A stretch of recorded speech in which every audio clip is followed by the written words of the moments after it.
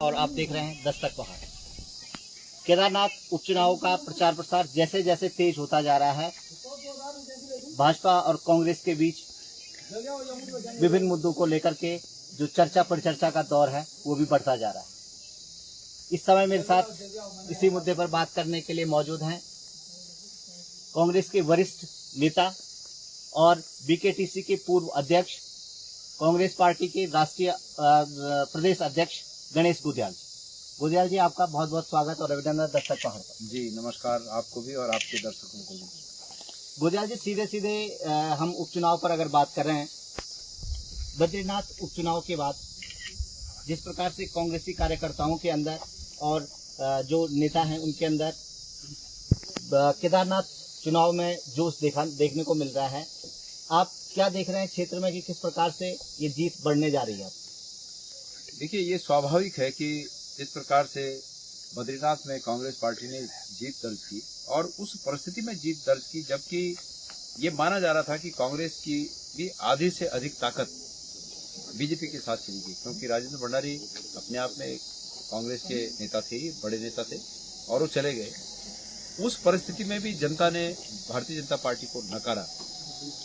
उस आधार पर ये निश्चित रूप में कहा जा सकता है, जो आपने कहा, कि कांग्रेस के कार्यकर्ताओं का, नेताओं का, सबका मनोबल बहुत ही ऊपर लेवल पे है। बहुत ही अच्छे मनोबल के साथ, मजबूत मनोबल के साथ हम लोग इस लड़ाई को लड़ रहे हैं। और हमने ये कहा है, आपके चैनल के माध्यम से भी मैं केदारनाथ के लोगों से ये बात कहना चाहता हूँ कि ये चुनाव संदेश का चुनाव है। जिस प्रकार से केदारनाथ के मुद्दों को, निश्चित रूप में लोकतंत्र में जब चुनाव आता है तो सब मुद्दे सामने आते हैं, तो जो मुद्दे यहाँ पर आए हैं उन मुद्दों के आधार पर ही यहाँ के लोग मत देंगे, अपना वोट देंगे। मुद्दे क्या हैं? मुद्दे हैं कि यात्रा को जिस प्रकार से जानबूझकर सरकार के द्वारा डिस्टर्ब किया गया। आप यहाँ के लोग, कोई भी बद्रीनाथ केदारनाथ मंदिर समिति से आधिकारिक रूप में ये पता कर सकते हैं कि यात्रियों की संख्या में इस साल कितनी कमी आई। मेरी जानकारी है कि 4.5 लाख लोग, 5 लाख और 4.5 लाख के बीच की संख्या है, कि ये संख्या केदारनाथ में कमी हुई और इतनी संख्या बद्रीनाथ में कमी हुई, इतनी संख्या यमुनोत्री और गंगोत्री में कमी हुई। मतलब पूरा हमारा ये जो 4 धाम यात्रा का रीजन है, इस रीजन ने सरकार की जानबूझकर की गई अव्यवस्थाओं की मार झेली। ये मुद्दा है। ये मुद्दा है कि ऐसी क्या जरूरत पड़ गई थी कि मुख्यमंत्री जी को दिल्ली जाकर केदार धाम की स्थापना के लिए यहाँ से केदारशिला ले जानी पड़ी।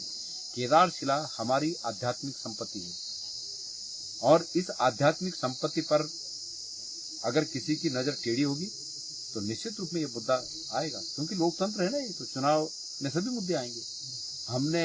अगर हम इस बात को जनता के सामने जाकर कह रहे हैं कि भाई, या तो त्रेता में रावण ने ये कोशिश की थी कि अभी जाऊं कैलाश उठाऊं और शंभु सहित लंका ले आऊं, और या तो अभी इस कलयुग में मुख्यमंत्री धामी जी ने ये कोशिश की कि अभी जाऊं केदारशिला उठाऊं और केदार सहित दिल्ली धराऊं, तो इसको लोग स्वीकार नहीं करेंगे। यात्रा का डाइवर्जन, केदारशिला के साथ दिल्ली केदारनाथ धाम की स्थापना करना, ये अपने हितों की ये की गई करतूतें हैं मुख्यमंत्री के रूप में। हम इसका पुरजोर विरोध करते हैं और यहाँ की जनता भी इसका पुरजोर विरोध करेगी। आप ये देखिए ना, कितनी बेशर्मी है कि कहते हैं कि सोना आ गया, 228 किलो सोना आ गया। मुख्य सचिव को पत्र लिखा कि सोने की रक्षा के लिए हमें प्रोटेक्शन फोर्स चाहिए, हमें घोड़े खच्चरों से वो सोना वहां पहुंचा।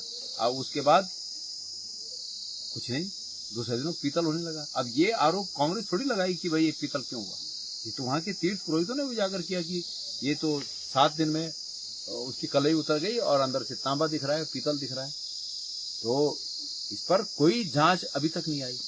सरकार ने कहा कि हम एक महीने के अंदर कमिश्नर से इसकी जांच कराएंगे। क्या है वो जांच, कहाँ है वो जांच? और कितनी बेशर्मी है कि अब उस निकलते हुए पॉलिश पर एक्रेलिक की सीट उस मंदिर में लगा दी गई ताकि वो और पॉलिश न निकले। बेशर्मी की हदें हैं और निश्चित रूप में लोकतंत्र है, लोकतंत्र में ये सब बातें सामने आएंगी।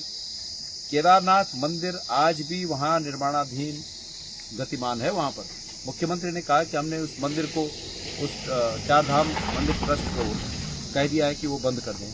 मुख्यमंत्री जी को इसके प्रमाण देने चाहिए कि कैसे वो बंद हुआ, क्या उस संस्था का नाम निरस्त करने के लिए, पंजीकरण निरस्त करने के लिए क्या कार्रवाई हुई, उसको सार्वजनिक करना चाहिए। मुख्यमंत्री जी खाली लोगों को गुमराह कर रहे हैं और ये हमारा आरोप है, हम जनता के सामने उन बातों को बता रहे हैं। तो इन सब बातों के चलते मेरा पक्का विश्वास है कि यहाँ पर पुनः लोग जो है भारतीय जनता पार्टी को एक सबक सिखाने के लिए ये जनादेश देंगे। गोदियाल जी, भारतीय जनता पार्टी जहां विकास को मुद्दा बना करके जनता के बीच जा रही है और जगह जगह अपने विकास की बातों को कर रही है, साथ ही साथ जो केंद्र की जो योजनाएं हैं, मोदी सरकार की जो योजनाएं हैं, उनका लेकर के जनता के बीच जा रही है। और जैसे कि आपने कहा कि मुख्य रूप से कांग्रेस जिन मुद्दों को लेकर के जा रही है, आपने इंगित किया केदारनाथ धाम का मुद्दा।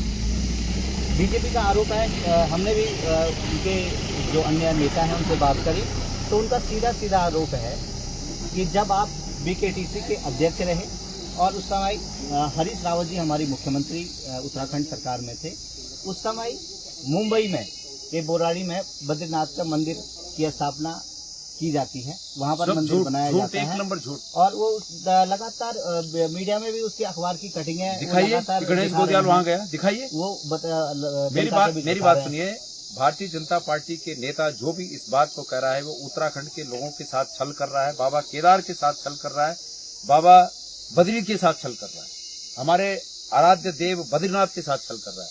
गणेश गोदियाल का कोई भी इन्वॉल्वमेंट अगर उस तथाकथित जो आप कह रहे हैं, वहां एक दिन की प्रेजेंस भी अगर गणेश गोदियाल की इस रूप में मिल जाए कि किसी कार्यक्रम में मैं वहां शिरकत करने गया, तो मैं सार्वजनिक जीवन से त्याग पत्र दे दूंगा। आपको जानकारी इस बारे में है कि वहाँ पर वास्तव में क्या? बिल्कुल मेरी जानकारी है, मुझे वहाँ से। मेरी बात सुनिए, मेरे कार्यकाल का क्या मतलब? जब आप बीकेटीसी अध्यक्ष से उस दौरान बना है या नहीं बना? नहीं, बिल्कुल नहीं। मेरी बात सुनिए, मैं बद्रीनाथ टेम्पल कमेटी का अध्यक्ष था। मुझे कुछ लोगों ने कहा कि हम एक बद्रीनाथ मंदिर बना रहे हैं, आप वहाँ मुख्य अतिथि के रूप में आइए। मैंने कहा बिल्कुल नहीं, मेरी दृष्टि में बद्रीनाथ मंदिर बद्रीनाथ है। मैंने बिल्कुल मना कर दिया और मैं कहीं नहीं गया। तो ये मेरे भारतीय जनता पार्टी तो बरगलाने में माहिर है ना। अब इस बात को निकाल के क्या मतलब है कि मैं जब वहां गया ही नहीं, कौन क्या बनाया क्या नहीं बनाया।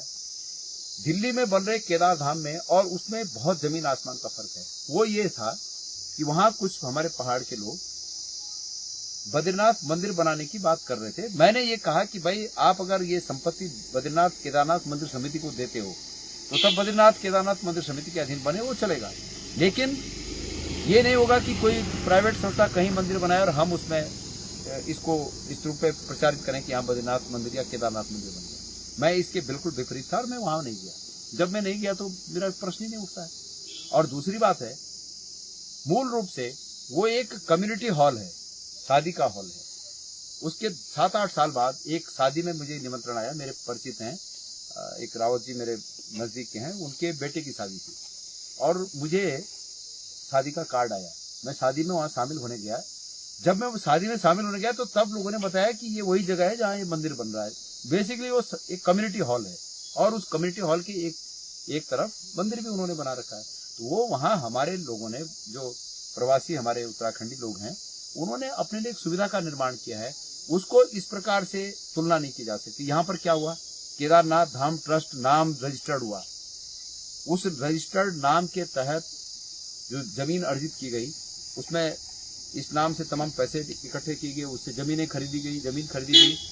फिर ये हुआ कि मुख्यमंत्री केदारनाथ से शिला ले जाकर वहां केदारनाथ धाम की स्थापना कर रहे हैं। तो ये षड्यंत्र था। वहां कोई व्यक्ति कर रहा है, हमने उसमें मना किया, हम नहीं आ रहे हैं, तो हमारा क्या मतलब लेना देना। अगर कोई कर भी रहा था तो मुख्यमंत्री को इस पर आपत्ति दर्ज करनी चाहिए थी कि केदारनाथ धाम नाम नहीं होना चाहिए, इस पर आपत्ति होनी चाहिए थी उनको।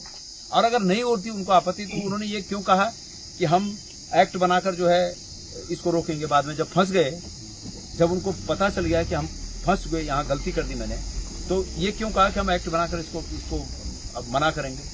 फिर ये भी क्यों कहा कि हमने उनको मना लिया है और उन्होंने ये नाम वापस ले लिया है, सब खत्म, सब मतलब बंद कर दिया है, जबकि ऐसा नहीं हुआ है, आज भी नहीं हुआ है। ये मुख्यमंत्री की जवाबदेही है कि मुख्यमंत्री उसको सार्वजनिक करें कि उसको बंद करने के लिए उन्होंने क्या कार्रवाई की। ये मुख्यमंत्री की जवाबदेही है कि वो सार्वजनिक रूप से बयान दें कि ये सोना पीतल कैसे होगा। ये मुख्यमंत्री की जवाबदेही है कि वो इस बात का जवाब दें कि यहाँ 4 धाम रूट पर आ रही यात्रियों को तितर बितर करने के लिए गुजरात की कंपनी को कौन लाया।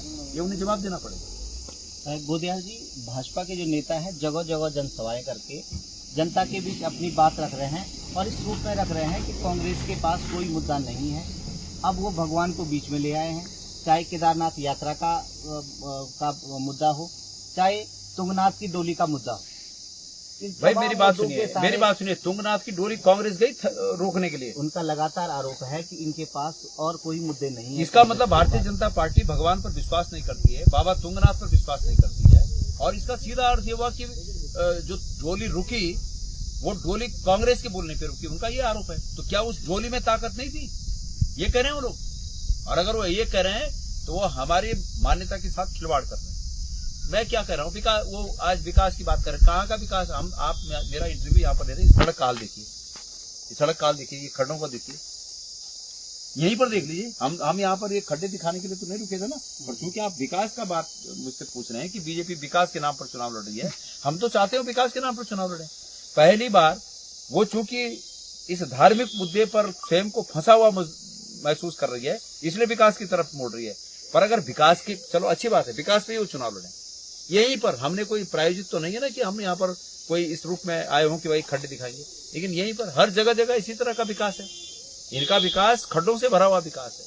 और दूसरी बात, अगर विकास इन्होंने किया तो शैला जी के देहांत के बाद जब यहाँ पर उपचुनाव घोषित हुआ, उस उपचुनाव घोषित होने के एक हफ्ते पहले ही यहाँ पर घोषणाओं की आवश्यकता क्या पड़ी? अगर आपने भरपूर विकास किया, क्या ये जो घोषणाएं की गई, ये घोषणाएं पहले से इन कामों की यहाँ जरूरत नहीं थी?